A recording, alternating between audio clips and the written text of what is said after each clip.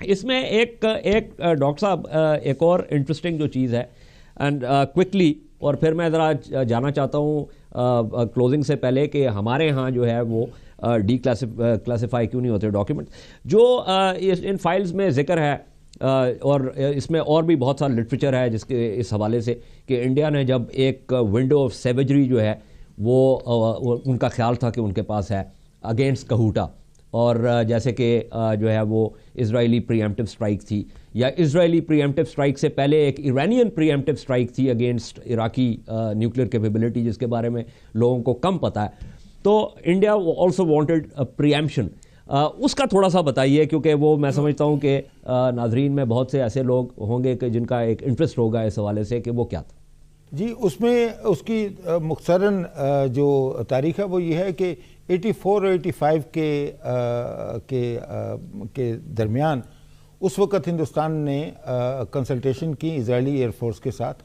اور اسرائیلی فورس اس سے پہلے جو اشراق جو ہے اس کے اوپر حملہ کر کے عراق کے نیوکلیر ریئیکٹر کو تباہ کر چکی تھی. تو ان کا خیال یہ تھا کہ پاکستان کے پاس اس وقت اس قسم کا دفاعی نظام موجود نہیں ہے. ان کی پرسیپشن یہ تھی. میرے خیال میں اگر وہ ٹیسٹ کرتے خدا نہ خواستہ تو شاید پاکستان ان کو سرپرائز دے سکتا، لیکن ان کا خیال یہ تھا. تو اس کے حوالے سے انہوں نے کنسلٹیشن کی، اور یہ واشنگٹن پوسٹ نے اس زمانے میں اسٹینفورڈ میں تھا، تو واشنگٹن پوسٹ نے ایک سٹوری کی تھی جس میں انہوں نے کہا تھا کہ Israeli air force in consultation with India was planning a credible attack against Pakistan. اور اس زمانے میں ان کا، لیکن